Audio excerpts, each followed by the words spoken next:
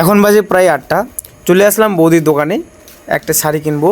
তো শাড়িটা কেনার কারণ হচ্ছে যাবো আজকে বিয়ে বাড়িতে। তো আমার ভাইয়ের বন্ধুর বিয়ে আজকে, তো ইনভাইট করছিল। তো আমার ভাই যেতে পারবে না, তাই ভাবলাম যে আমরা বিয়েটা খেয়ে আসি। আমরা যাবো এখন বিয়ে বাড়িতে, ঠিক আছে? বিয়ে বাড়িতে কী খাওয়ার প্রোগ্রাম আছে জানি না, তো বাইরে থেকে মনে হচ্ছে ভালো কিছু হবে, ঠিক আছে? এই দেখ, বিয়ে বাড়িতে আসে দেখি এত ভিড় ভাই। দানটা যে দেবো, কি করে দেবো, ওই সুযোগটাই দেখতেছি ভাই। দানটা পরে দেবো, আগে একটু ডান্স হাঙ্গামা দেখে চলে আসি।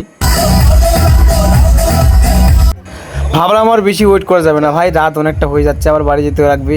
তাই ভাবলাম যে এখন মোটামুটি ফাঁকাই আছে, তাই দানটা দিয়ে আসি ভাই। ভাই আমার সম্পর্কে হবে আবার বৌমা, ঠিক আছে? তাই একটু লজ্জা একটু পেলাম, পেটে আবার চলে আসলাম।